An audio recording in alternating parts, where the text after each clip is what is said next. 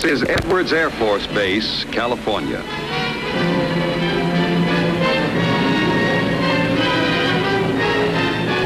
Edwards is the flight test center of the United States Air Force Air Research and Development Command. Here, men in search of truth fly into the world of the future.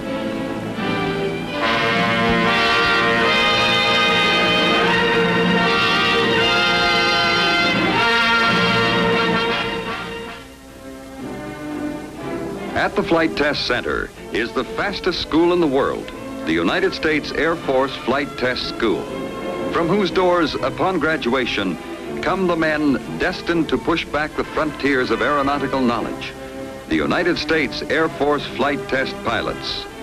To find out how important this big little school is, let's see what it does for this pilot, who, by the way, is already a pretty good one.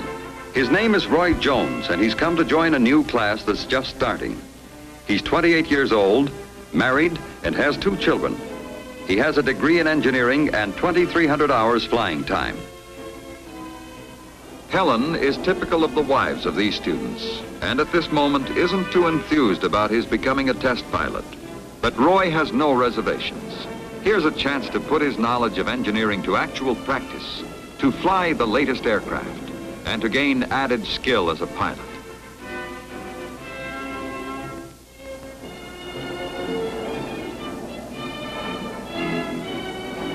And of course, there are some aspects of the new assignment that Helen immediately likes. For instance, the small, attractive homes on the base available to students and their families.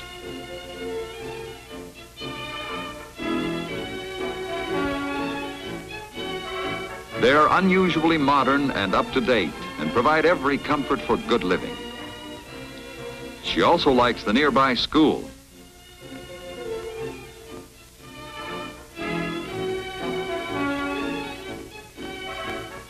Modern shopping center.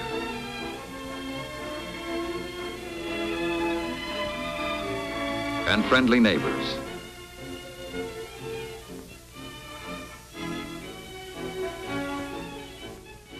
During the next few days, Roy is busy with the details of moving on to a new base. Physical check. Security pass. Decal for his car. And other details involved in a change of station. Finally, on Monday morning, Roy, you report to school with other members of your class, and are ushered into the seminar room where the commandant of the school welcomes you. After making you feel at home and telling you to consider yourselves members of the base, he makes one point very clear. All hairy tests are made by the airplane manufacturer's test pilot, not by you. The United States Air Force isn't looking for daredevil, hot rock pilots, and any student who makes an unauthorized maneuver won't be around the school very long. He then briefs you as to your duties and responsibilities. And when he outlines some of the advanced techniques, problems, and tests the course will involve, you begin to realize the great importance of test flying. After your briefing, you and your classmates start your tour of the base facilities. You visit, among other places, the flight line, and are shown current projects being flown and tested by recent graduates of the school. For instance, this sleek new fighter, the F-104,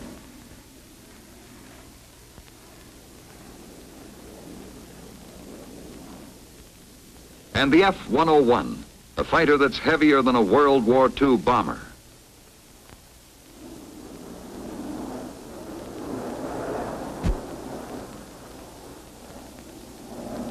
And finally, some of the experimental models used by the high-speed research branch of the National Advisory Committee for Aeronautics.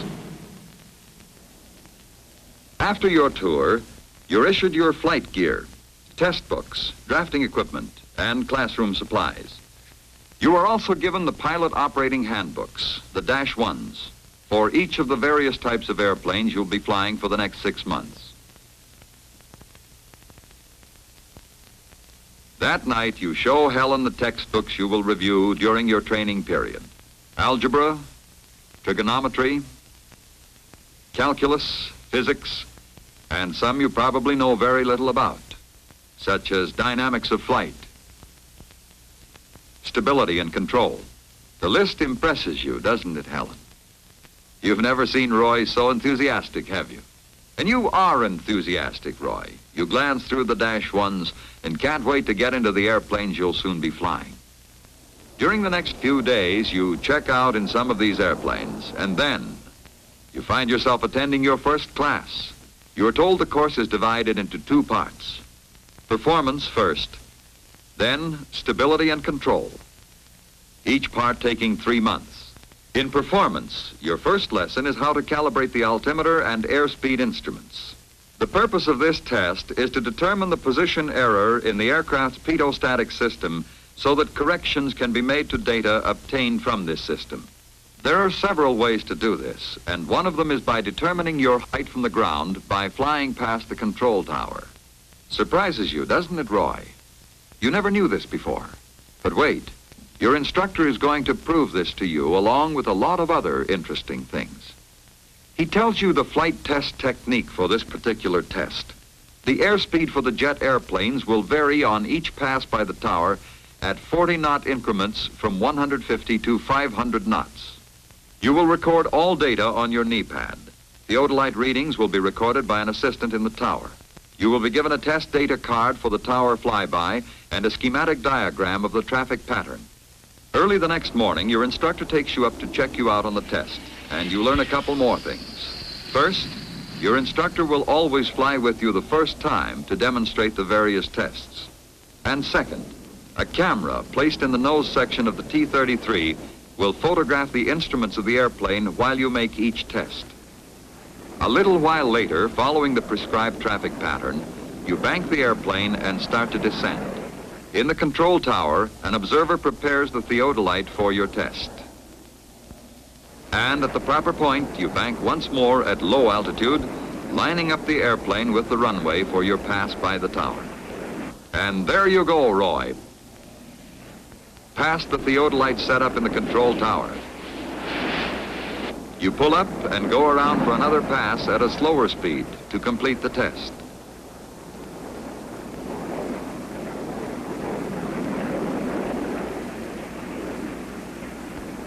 Later, you and your instructor evaluate the data recorded by your instruments during the test. And that afternoon, after school, you reduce your data further. The plots thus obtained are your calibrations and will be used to correct your airspeed readings for the remainder of the course. It's challenging work, isn't it, Roy? But you've got to be right, because someday the data you will be compiling will appear in the back of a pilot's handbook, the -1.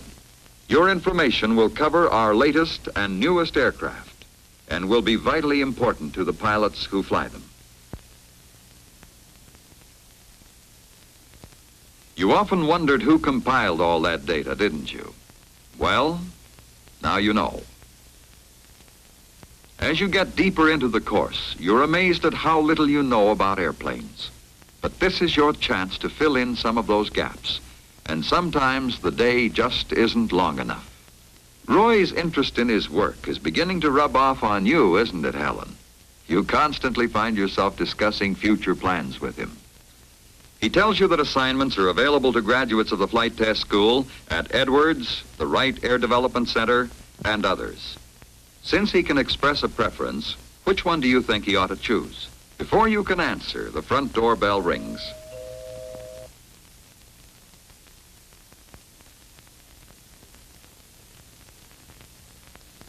It's your next-door neighbor with some oranges. Right from the beginning, she's made you feel welcome, and in her, you've found another new friend. The gift is typical of the people around here. And suddenly, on a hunch, Roy, you ask Helen how she'd like to stay at Edwards after you graduate. Boy, did you hit the jackpot. That's exactly what she's been hoping for, but didn't want to influence you. She certainly has changed, hasn't she? Not so long ago, she wasn't too enthused about the job. Early the next morning, you start flying a series of tests which you must learn before you can get performance data. For instance, this is the pacer test, which is another of the methods of checking errors in the airspeed indicator. And then there's the speed course test, which is still another method of learning the accuracy of the airspeed indicator. You are taught which method is best under varying circumstances. Next, you will be taught the sawtooth climb and acceleration test. This is to get the airspeed for the best rate of climb. You'll make an actual climb using these climb speeds. You'll be taught and fly the high altitude speed power test to determine the power required to fly the airplane at different speeds at high altitude. From this test, fuel consumption is checked so that range and endurance tables can be calculated. By the time 3 months have passed and you're through the performance part of the course, you and your classmates have come to look forward to these bull sessions held daily in the coffee bar. Here you discuss the flight test techniques you've been taught so far and try to predict how their application will affect the design of tomorrow's aircraft. You have a good reason for being interested, Roy, because you'll be the first to fly some of them for the Air Force as a graduate of the flight test school. The next morning, you and your classmates find yourselves beginning the final stages of the course, stability and control. In performance, you were taught tests to determine accurately how fast, how far, and how high aircraft can go. But in stability and control, you will be taught an entirely different series. The reason is simple. It would do little good to build an airplane with superior performance if the flying and handling characteristics were such that a pilot couldn't easily use them. Therefore, the whole series of stability and control tests is to check an airplane's control system, how it feels to the pilot, how easily it can be maneuvered. In this category is the longitudinal dynamics test. Several days later, your instructor takes you up and demonstrates it for you. The stick is repeatedly pulsed or pulled back hard to check the airplane's reaction to a sudden disturbance. During the days that follow, you are also taught the aileron roll test. In this, the airplane is put into a roll to determine its ability in this maneuver, an ability which is a must in all types of fighter aircraft. By knowing how to perform these various tests and others, it is obvious the flight test pilot is qualified to evaluate new airplanes and pass on his information to other pilots who will fly them. By this time, you yourself are amazed at your progress. You always considered yourself a good pilot, but the school has taught you to fly with greater accuracy than you ever thought possible. Because of flying highly instrumented airplanes, you have learned new techniques of evaluation which can be applied to airplanes with standard equipment. With this knowledge, you have added important refinements to your flying skill, which will help you be a better pilot throughout your entire flying career. You're in good spirits, aren't you, Roy? You've almost finished the course, and graduation day isn't too far off. You're finally getting the big picture of test flying, and you can hardly wait to graduate and get your first job in this new career field. But as you start down the hall to the locker room, the commandant's secretary stops you. She tells you that you have an appointment with the commandant tomorrow morning at 0800. You're puzzled. Why is the old man being so formal? He usually meets you in the hall, calls you by your first name, and tells you anything he has in mind. Have you flunked any of the tests? Have your classroom grades been too low? That night you mention it to Helen. Sensing your concern, she starts giving you a pep talk. You're silly to sit there and worry about it. Of course you passed your tests, and you know your grades have been good. Now snap out of it and get back to work. What a gal. When you first came here, she wasn't too enthused about your becoming a test pilot. Now she's pulling for you. You have changed, haven't you, Helen? You, too, have learned a few things from flight test school. You know now that the more experience a pilot has in the air, and the better he knows his airplane, the safer he will be. You also realize the great contribution that Roy, as a test pilot, can make to our future pilots. Helen's confidence makes you feel better, and you forget your concern. At 0800 the next morning, you knock on the commandant's door. You're relieved when he greets you cordially. Then comes what you'd rather hear than anything else right now. He tells you that barring any unforeseen circumstances, you'll graduate with flying colors. Next, he asks if you've given any thought as to where you would like to be assigned and what sort of job you would prefer on leaving the school. You tell him your first choice is to remain at Edwards in flight test work. Of course, you name two alternatives. You've almost got it made, Roy. Among the last few tests you've got to learn is the spin test. And early next morning, your instructor takes you up to demonstrate.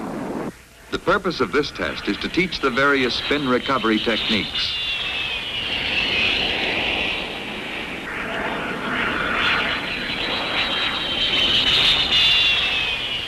And show you under what conditions each one is best utilized.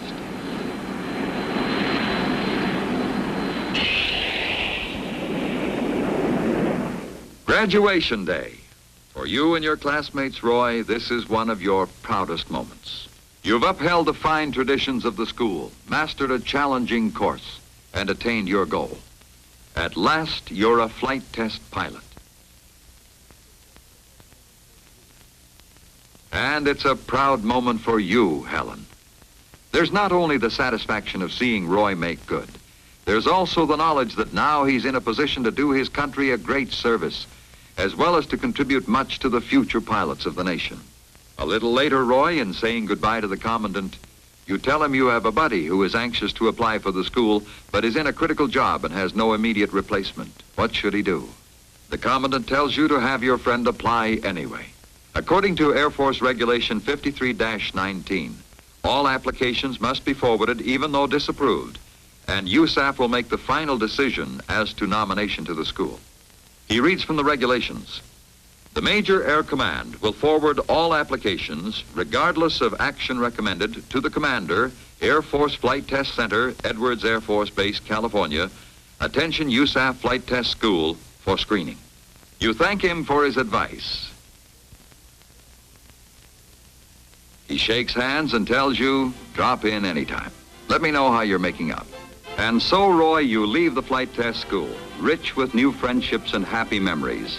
You'll miss it, but you're looking forward to joining the test pilots who are flying aircraft such as the B-47 with jet assist takeoff, zero-length launching of the F-84,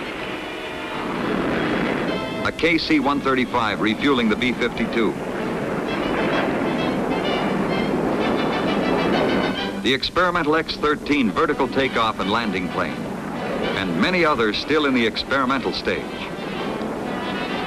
Whether you are assigned to fly fighters, bombers, tankers, or helicopters, you'll find the training you have received at flight test school will be invaluable throughout your career.